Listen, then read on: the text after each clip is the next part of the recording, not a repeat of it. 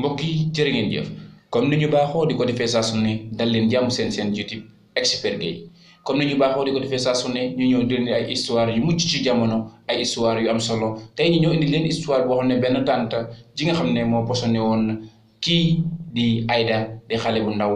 ci kër gi ñu war a xool histoire boobu waaye dañuy ñaan rek saa su ne yéen i abonné suñu seen YouTube di ñu topp ci Expert Gueye kon mbokk histoire baa ngi noonu benn xale bu ndaw la woon mu ngi amoon ñaar fukki at ak ñaar buñ ko diggee ci 12 ans mu ngi doon def classe de C2. Aida nijaayam dafa doonoon ngóor waaju am jom ki xam ne mbay rek la gëmoon gëmutoon lu dul dëkkam gëmutoon lu dul suufam dafa doon bay saa su ne benn bés nag mu dem tool dem bay Aida bu mu wàccee ci benn jouru alxamis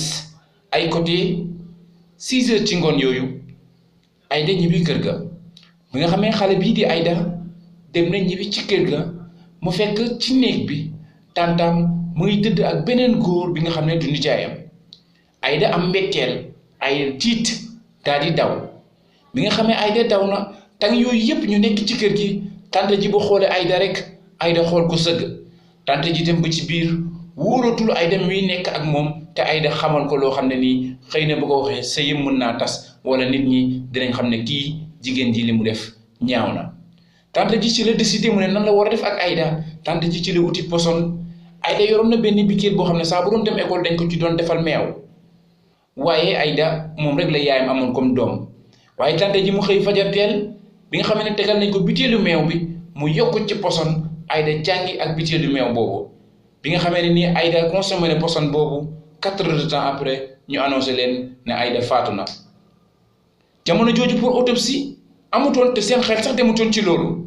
pour ñoom dee na rek kon dee bu naturel la ba xooluñ ci lenn dee na ñu dëj ko suul Aida ci armeel ya waaye yow tantam ji def loolu mu ngi dund tey rey nga Aida yàlla mooy reyee mais tey yow rey nga Aida posone nga ko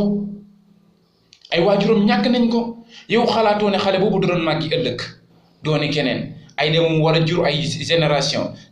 boobu war a jur ñeneen ñooñu war a jur ñeneen kon yow reyu Aida rek génération toute une génération yow tey jii ñoom nga faat xalaatoo yaayam ji misère mi xam ne benn doom boobu rek la am xool yaay ji ca kër ga Aïssatou Sidibé nga tëdd ca kër ga di jooy saa su ne xalaatoo loolu mais suturaal sa bopp ndax nga rey xale bu ndaw bii ci kër gi ndax lii rafet na mbokk yi ndax lii jaadu na waxuma jullit mais nit laa wax nit da ngay def lu nite ndax ñu lay woowee nit doomu aadama boo mënta dem ba xeex ak sa xol doomu aadama boo mënta dindi naqar bi nekk sa xol doomu aadama boo mënta dindi tiis bi nekk sa xol kon dina jafe nga doon nit kon nit dee nite te xolu doomu aadama rek ba mooy nit kon yow tante du ma la gisé mënuma laa gisé man Expert Gueye yàlla rek moo mën a gisé doomu aadama waaye du ma la tuumaal mais damay ñaan rek lépp lu waay di def rek nay rafet kon lii de ñaaw na ak Expert Gueye mbokk yi ba beneen yoon incha allah.